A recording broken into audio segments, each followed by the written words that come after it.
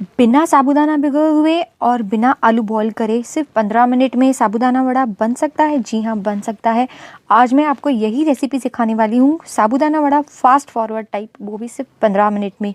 लोग इसे खा के आपके रेसिपी की ही नहीं, आपके दिमाग की भी तारीफ़ करें। अगर आपके पास साबूदाना भिगोने का टाइम नहीं है, या भूल गए हैं, या आलू बॉईल करने का टाइम है, या अचानक से वड़ा खाने का मन होता है, तो ये रेसिपी आपके लिए परफेक्ट है और आपका टाइम भी सेव करेगी। तो स्टार्ट कर देते हैं रेसिपी। सबसे पहले मैंने लिया हुआ है 1 कप साबूदाना का।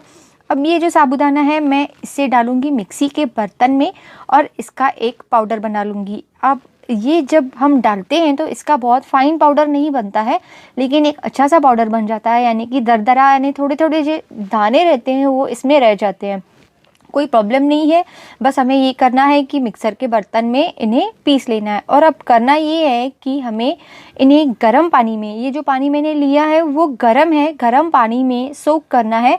पानी धीरे धीरे डालना है। इस बात का आपको ध्यान रखना है कि आप पानी धीरे धीरे डाल रहे हैं, क्योंकि एकदम से डालेंगे तो जैसे हम रेगुलर साबूदाने भिगोते हैं वैसे पानी नहीं डालना है, क्योंकि हमें इन्हें अच्छे से बांधना भी है। तो पानी कम रहेगा तो ठीक है। ये देखिए, पानी धीरे धीरे डाल के ऐसे रखना है इसे, यानी कि एक आटे की तरह, सख्त आटे की तरह हो जाना चाहिए। अगर पानी लगा तो हम बाद में एडजस्ट कर लेंगे, अदरवाइज़ ठीक है।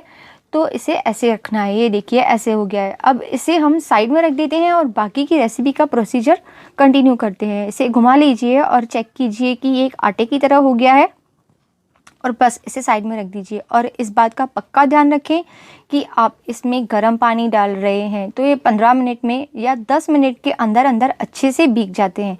तो अब हमें करना क्या है कि ग्राउंडनट्स ले रहे हैं और ग्राउंडनट्स को दरदरा पीस लेना है, यानी कि इसमें आधा पाउडर होना चाहिए और आधे ये ग्रेनी, यानी कि छोटे छोटे दाने होने चाहिए इनके। ये देखिए, मैंने इन्हें ऐसे पीस लिया है।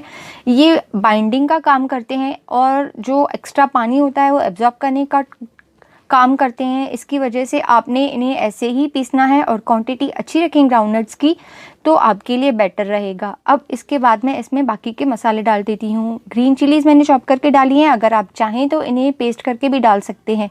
तो अगर आप कोरिएंडर खाते हैं तो कोरिएंडर भी फाइनली चॉप करके डाल सकते हैं। हमारे कास्ट में नहीं खाते हैं, तो इसलिए मैंने कोरिएंडर अवॉइड किया है। इसके बाद मैंने इसमें डाला जीरा पाउडर। अब मैं इसमें डाल देती हूँ ब्लैक पेपर। काली मिर्च डालने से साबू वड़े में बहुत ही बेहतरीन टेस्ट आता है, तो ज़रूर डालें काली मिर्च। अब इसके बाद मैं ले रही हूँ पोटैटोज़ 3। आपको इस बात का ध्यान रखना है कि जितना आपका जो साबू सोक करके जितनी क्वांटिटी होती है उतने आपको पोटैटोज़ लेने हैं, यानी कि आधे पोटैटोज़ आधे साबूदाना, दोनों की क्वांटिटी सेम होनी चाहिए। अब मैं ये करूँगी कि ये जो आलू हैं इन्हें मिक्सी में अच्छे से इनका पेस्ट बना लूँगी। इनका पेस्ट बनाने के बाद ये पेस्ट जो है वो मैं ट्रांसफ़र कर दूँगी वो बाउल जिसमें मैंने मसाले डाल के रखे हुए हैं। ये मैंने डाल दिया इसमें। अब इसे अच्छे से मिक्स कर देती हूँ। जब तक ये मेरा आलू मैंने यहाँ पे पोर किया है तब तक मैं रख देती हूँ कढ़ाई मेरे तेल की। जब तक मैं ये बनाऊँगी तब तक मेरा तेल भी गर्म हो जाएगा। ये देखिए, मैं कढ़ाई रख देती हूँ। कढ़ाई को आप सिम गैस पर रख दें, क्योंकि साबूदाना डाल के और वो उसे बनाने में, शेप देने में 5 मिनट तो लगेंगे।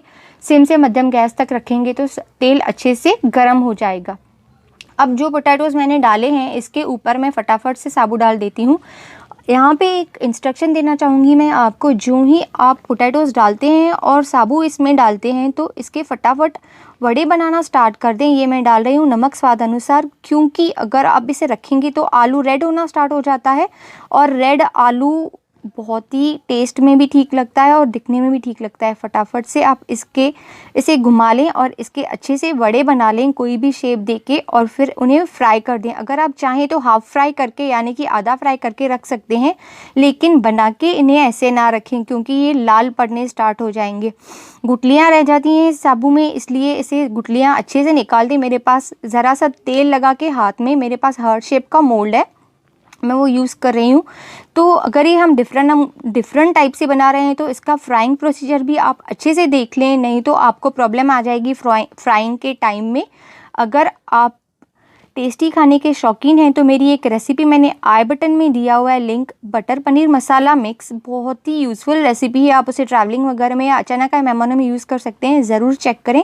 ऐसे ही मैं सारे के सारे वड़े बना देती हूँ और तेल अच्छे से गरम कर लेना है। वड़ों के केस में तेल को ठंडा नहीं रखना है, अच्छे से गरम करके और फिर उसमें वड़े डालने हैं और वड़े 2 से 3 मिनट तक हिलाने नहीं है बिल्कुल भी। अगर आप हिलाएंगे तो वो टूटेंगे फूटेंगे, उनका शेप खराब हो जाएगा।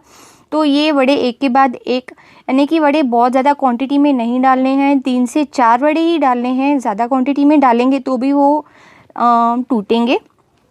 तो रेसिपी आपको कैसी लगी ज़रूर बताएं। और ये रेसिपी वीडियो आप देख रहे हैं रिलीशियस पे, अगर आपको लगे कि आपने आज मुझसे कुछ यूज़फुल सीखा है तो मुझे सब्सक्राइब करना ना भूलें और इस रेसिपी को शेयर करना ना भूलें और कमेंट सेक्शन में ज़रूर बताएं कि आपको कैसी लगी। जब ये अच्छे से थोड़ा फॉर्म ले लेंगे, यानी कि थोड़े से पक जाएंगे, तो इन्हें निकालें और एक दूसरे से अलग कर दें और फिर 2 से 3 मिनट तक लाल होने तक कुक करें। मिलते हैं अगली रेसिपी में। Bye, have a great day.